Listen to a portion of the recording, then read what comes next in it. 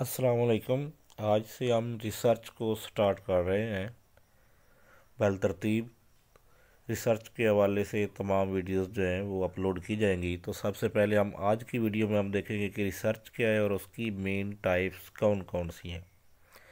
Almost हम तमाम types के बारे में थोड़ा थोड़ा डिस्कस करने की कोशिश करेंगे। तो सबसे पहले हम स्टार्ट करते हैं रिसर्च क्या है। इससे पहले अगर आपने चैनल सब्सक्राइब नहीं किया तो चैनल सब्सक्राइब कर लें। What is research? रिसर्च क्या है? Research is the systematic, rigorous investigation of a situation or problem in order to generate new knowledge or validate existing knowledge। कि रिसर्च क्या है? ये एक सिस्टमेटिक इन्वेस्टिगेशन है to determine in order to generate new knowledge और validate existing knowledge। कि research किसी existent knowledge को वैलिडेट करती है, उसको परखती है या नया नॉलेज जो है उसको जनरेट करती है, और ये एक सिस्टमेटिक इन्वेस्टिगेशन है। तो आपने चार लफ्ज़ रिसर्च की डेफिनेशन में याद रखने हैं कि ये एक सिस्टमेटिक इन्वेस्टिगेशन है जो कि न्यू नॉलेज जनरेट करती है या एग्जिस्टिंग नॉलेज को वैलिडेट करती है। तो आगे हम अब इसकी टाइप्स की तरफ चलते हैं। पहली टाइप है अप्लाइड रिसर्च, और उसके बाद नेक्स्ट जो है ना ये है बेसिक रिसर्च। तो हम पहले बेसिक रिसर्च को कर लेते हैं। बेसिक असल में इन दोनों में जो फ़र्क है वो ये है कि basic research pure knowledge view से होती है। साइंसदान या रिसर्चर जो होता है वो नया नॉलेज हासिल करने के लिए रिसर्च जो करता है वो बेसिक रिसर्च होती है।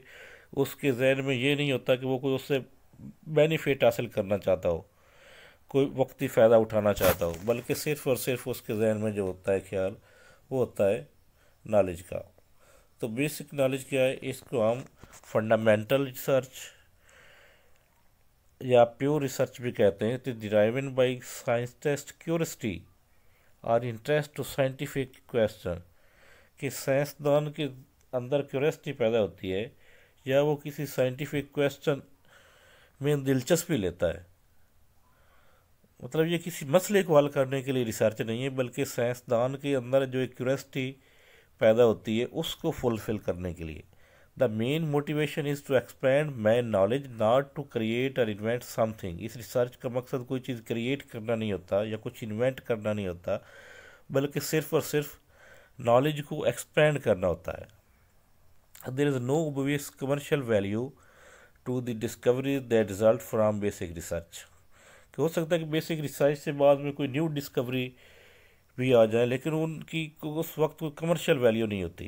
जब रिसर्च हो रही होती है तो उस वक्त वो कोई कमर्शियल पॉइंट ऑफ व्यू से रिसर्च नहीं हो रही होती, लेकिन हो सकता है कि बाद में उसमें कमर्शियल पॉइंट ऑफ व्यू शामिल हो जाए, लोग उससे फ़ायदा उठा लें। लेकिन रिसर्चर का मकसद कोई उससे फ़ायदा हासिल करना नहीं होता, बल्कि वो सिर्फ़ और सिर्फ नॉलेज के लिए रिसर्च कर रहा होता है।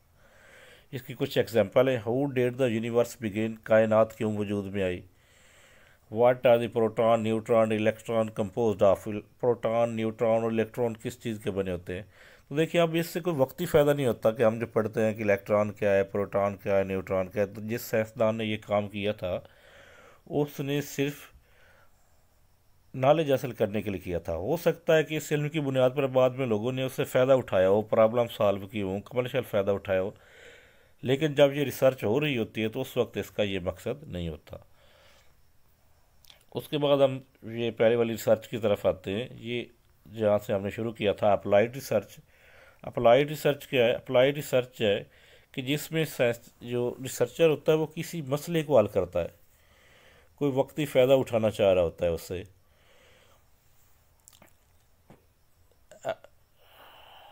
रेफर टू साइंटिफिक स्टडी या research that seek to solve practical problem. किसी प्रैक्टिकल प्रॉब्लम को सॉल्व करने के लिए ये रिसर्च की जाती है।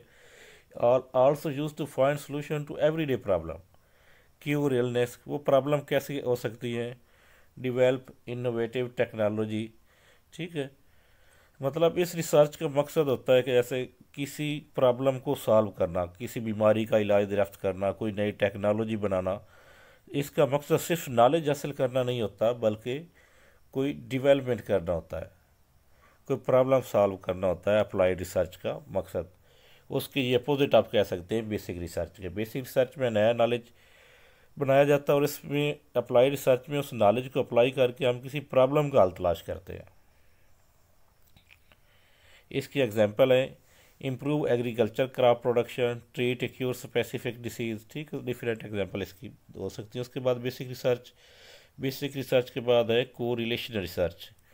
Correlation research refer to the systematic investigation और statistical study of relationship among two और मोर वेरिएबल, कि दो या दो से ज़्यादा वेरिएबल के दरमियान कोई रिलेशनशिप ढूंढते हैं, और ये एक स्टैटिस्टिकल स्टडी होती है। ये लफ्ज़ भी ज़हन में रखें। इसका मतलब है ये क्वांटिटेटिव रिसर्च है, और इसमें क्या होता है कि टू और मोर वेरिएबल जो है उनके दरमियान हम रिलेशनशिप तलाश करते हैं और काज और इफ़ेक्ट को नहीं देखते। काज एंड इफ़ेक्ट को मद्देनज़र रखे बगैर उनके दरमियान रिलेशनशिप जो है वो सर्च किया जाता है। काज एंड इफ़ेक्ट तो हो तो फिर वो तो एक्सपेरिमेंटल रिसर्च हो जाती है। It seeks to establish relation association correction between two और more variable that do not readily lend themselves to experimental manipulation. For example, to test the hypothesis listening to music levels, blood pressure level, there are two ways of conducting research. Experimental research, group sample and make one group listen to music and then compare the BP level. ठीक है, आप ये इसकी उन्होंने कहा है कि जो मौसीकी है ये ब्लड प्रेशर पर कैसे असरअंदाज होती है। तो उन्होंने कहा है कि इसकी आप रिसर्च का दो तरीक़ों से कर सकते हैं। एक एक्सपेरिमेंटल तरीका है इसी रिसर्च को करने का, दूसरा है सर्वे तरीका। एक्सपेरिमेंटल तरीके में आप दो ग्रुप बनाएंगे। एक ग्रुप जो है उसको म्यूज़िक सुनने के लिए दी जाएगी, दूसरे को म्यूज़िक नहीं सुनाया जाएगा, और दोनों को कंपेयर किया जाएगा। ये तो हो जाएगा एक्सपेरिमेंटल मेथड। और सर्वे मेथड क्या होगा कि आप लोगों से डायरेक्ट सवाल करेंगे, म्यूज़िक जो लोग सुन रहे होंगे उसके बाद उनसे क्वेश्चन किया जाएगा कि उन्होंने क्या फील किया म्यूज़िक सुनने के बाद, और उनको आप कंपेयर कर लेंगे। तो इसको हम कहते हैं, मतलब ये कोरिलेशनल रिसर्च जो है उसके दो मेथड हो जाते हैं हमारे पास, एक एक्सपेरिमेंटल मेथड और एक सर्वे मेथड। उसके बाद है कोरिलेशनल रिसर्च के कुछ एडवांटेज है। Can collect much information from many subject at one time, can study a wide range of variable, study variable that are not easily produced in the laboratory. Disadvantage, इसका disadvantage calculation does not indicate causation, cause and effect. ये हम पहले पढ़ चुके हैं कि इसमें हम काज एंड इफेक्ट नहीं देखते। मिसाल के तौर पर जैसे हम देखें कि मौसीकी और ब्लड प्रेशर का क्या ताल्लुक है, तो इसमें ये ताल्लुक ढूंढा जाएगा। ये नहीं देखा जाएगा कि ऐसा ब्लड प्रेशर कम हो रहा है या ज़्यादा हो रहा है तो उसकी रीज़न क्या है। हम इफेक्ट या काज की तरफ नहीं जाएंगे। Problem with self report method, ये दो इसके डिसएडवांटेज हैं। उसके बाद नेक्स्ट है डिस्क्रिप्टिव रिसर्च। डिस्क्रिप्टिव रिसर्च जो है ये भी एक स्टैटिस्टिकल रिसर्च है, क्वांटिटेटिव रिसर्च है। Refer to research that provide accurate portrayal of characteristic of a particular individual situation और ग्रुप, कि इसमें हम किसी पार्टिकुलर इंडिविजुअल, किसी सिचुएशन या किसी ग्रुप को डिस्क्राइब करते हैं।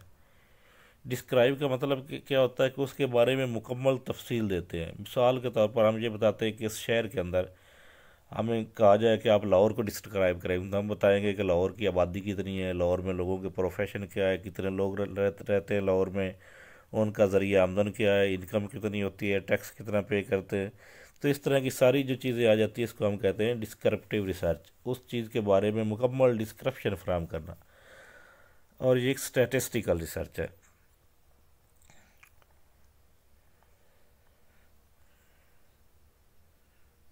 ठीक, इन शॉर्ट मुख्तसर तौर पर हम कह सकते हैं कि descriptive research deal with everything that can be counted and studied which has an impact of the lives of the people it deal with, कि हर वो चीज़ जिसको हम काउंट कर सकते हैं, जिसको हम स्टडी कर सकते हैं, उसको हम डिस्क्रिप्टिव रिसर्च में शामिल कर सकते हैं। इसकी example, finding the most frequented disease that affect the children of a town, the reader of the researcher will know what to do to prevent that disease, thus more people will live a healthy life। कि एक बीमारी पे research है, इसकी example दी है कि जिससे town के लोग मुतासर हुए हैं, तो रिसर्चर पता चलाएगा कि क्यों, क्या वजह थी, लोग कैसे मुतासर हुए हैं, और मुस्तकबिल में कैसे उनको महफूज किया जा सकता है। इसके एडवांटेजेस क्या है, the people individual studies are unaware so that naturally or as they usually do in every situation. It is less expensive and consuming that quantitative experiment. इसमें लेस एक्सपेंसिव है और टाइम कंज्यूमिंग काम है। Disadvantage इसका क्या है? Descriptive research require more skill, do not identify cause behind a phenomena. इसमें भी काज नहीं देखा जाता बल्कि जो चीज़ जैसी है उसको वैसा बयान कर दिया जाता, तो ये इसका एक डिसएडवांटेज है। उसके बाद है ethnographic research. Next ethnographic research. Ethnographic research refer to the investigation of a culture through an in-depth study of the members of the culture. It involves the systematic collection, description, analysis of data of development of theories of cultural behavior, कि ये culture और उस culture के जो member होते हैं, जो उस कल्चर को अपनाए हुए होते हैं, उनका मुताला करती है। और ये रिसर्च पता चलाती है systematic collection, description, analysis of data for development of theories of cultural behaviour. Cultural behaviour के हवाले से ड्यूरीज डिवेल्प करने के लिए, कल्चरल बिहेवियर के हवाले से थ्योरीज को डिवेल्प करने के ये रिसर्च हमें डाटा कलेक्ट करती है, डाटा को डिस्क्राइब करती है और डाटा को एनालाइज करती है। तो ये कल्चरल बिहेवियर का मुताला जो है, कल्चर का मुताला, कौन सा कल्चर अच्छा है, कौन सा उस कल्चर की खूबियाँ क्या है, कल्चर की थ्योरीज जो है उनको डिवेल्प करना, ये सारी एथनोग्राफिक रिसर्च में होता है और ये क्वालिटेटिव रिसर्च की टाइप्स में आती है। नेक्स्ट हमारे पास है एक्सपेरिमेंटल रिसर्च। एक्सपेरिमेंटल रिसर्च क्या होता है? जिसमें हम एक्सपेरिमेंट करते हैं। Experimental research is an objective systematic controlled investigation for the purpose of predicting and controlling phenomena and examining probability and casualty among selected variable, के मुख्तलिफ वेरिएबल के दरमियान हम काज एंड इफ़ेक्ट रिलेशन जो होता है वो इस रिसर्च में फाइंड करते हैं।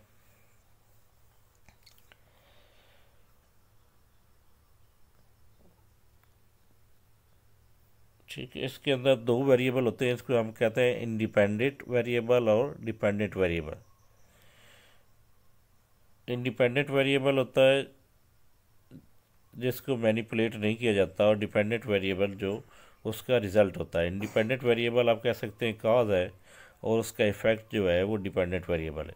दो ग्रुप आमतौर पर इस रिसर्च में बनाए जाते हैं, एक ग्रुप को कहते हैं कंट्रोल ग्रुप और एक को कहते हैं एक्सपेरिमेंटल ग्रुप। रिसर्चर जब रिसर्च शुरू करता है तो वो अपने जो मेंबर्स होते हैं, जो सैंपल होता है, उसको दो ग्रुप में डिवाइड कर लेता है। कंट्रोल ग्रुप एक को कहते हैं और दूसरे को कहते हैं हम experimental group. Experimental treatment group, जिसके ऊपर वो एक्सपेरिमेंट कर रहा होता है, उस ग्रुप को एक्सपेरिमेंटल ग्रुप कहा जाता है। और जो नेचुरल फिनोमिना में होता है उसको कहते हैं कंट्रोल ग्रुप। कंट्रोल ग्रुप में कोई मैनिपुलेशन नहीं की जाती।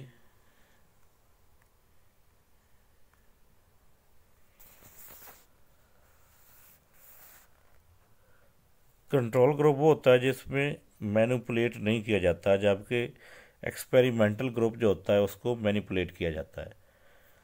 तो ये आपने फ़र्क देखना है कि दो ग्रुप होते हैं इसके अंदर, कंट्रोल ग्रुप और एक्सपेरिमेंटल ग्रुप।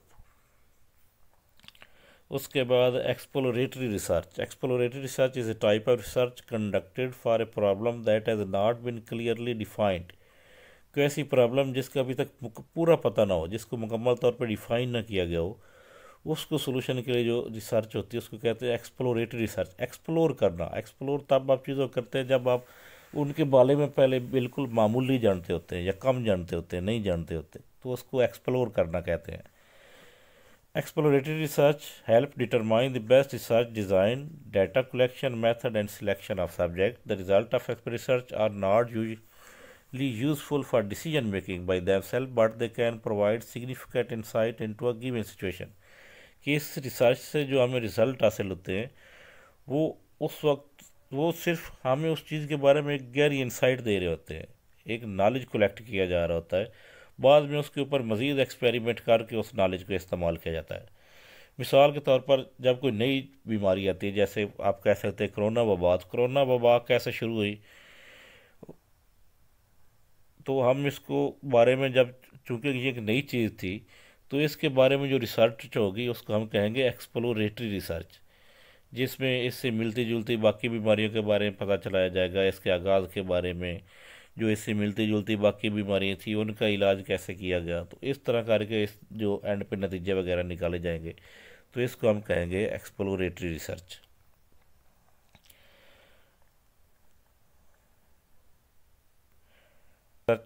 नेक्स्ट रिसर्च जो है हमारे पास वो है historic research. Historic research involving analysis of events that occurred in the remote or recent past, कि वो इवेंट जो रिमोट या रिसेंट पास्ट में हुए होते हैं उनका मुताला जो है उसको हम कहते हैं हिस्टोरिक रिसर्च। इसके स्टेप कौन कौन से होते हैं? हिस्टोरिक रिसर्च के 5 स्टेप्स हैं। सबसे पहला स्टेप है identification. Identification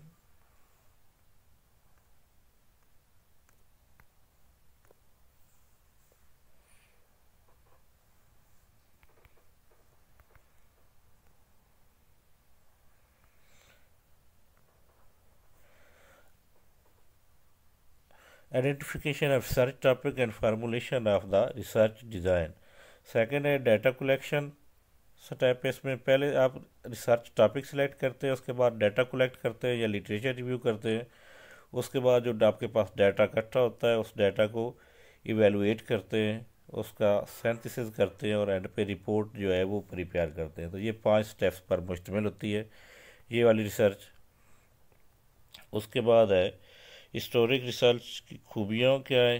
provide a comprehensive picture of historic trend, uses existing information, provide evidence of ongoing trend. और इसकी लिमिटेशन क्या है? टाइम कंज्यूमिंग है, resource may be hard to locate, resource may be conflicting, may not identify cause of a problem, information may be complex, obsolete, inconclusive or inaccurate, data restricted to what already exists।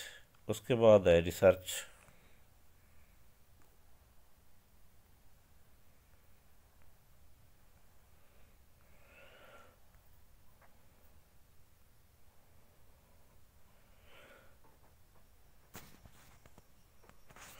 Qualitative research and quantitative research.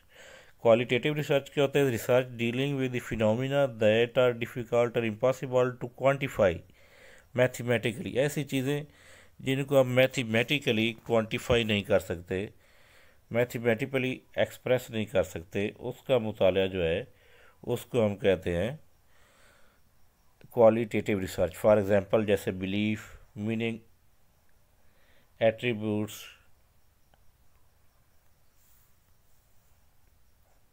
And symbols. उसके बाद qualitative research aim to gather an in depth understanding of human behaviour and the reason govern such behaviour. आमतौर पर इंसानी रवैयों का मुताला जो है वो qualitative research में आता है। उसके बाद है रिसर्च के एडवांटेज क्या है? It enable more complex aspect of a person experience be studied, fewer restriction assumptions are placed on the data, not everything can be quantified or quantified easily, individual can be studied in more depth, good for exploratory research, hypothesis generation। ठीक, उसके बाद इसकी कुछ disadvantages. It is more difficult to determine the validity and reliability. इसमें validity and reliability को measure करना जो है रिसर्च में वो मुश्किल होता है। There is more subjectivity. ये रिसर्च ऑब्जेक्टिव नहीं होती बल्कि सब्जेक्टिव होती है। Data overloaded, open ended question can someone create lots of data. Data बहुत ज़्यादा इकट्ठा हो जाता है और ये एक टाइम कंज्यूमिंग रिसर्च है। उसके बाद है क्वांटिटेटिव रिसर्च। क्वांटिटेटिव रिसर्च जो है ये एक empirical investigation of any phenomena via statistical, mathematical, computational technique. जब हम डाटा का तजिया करते हैं मैथमेटिकल टेक्निक्स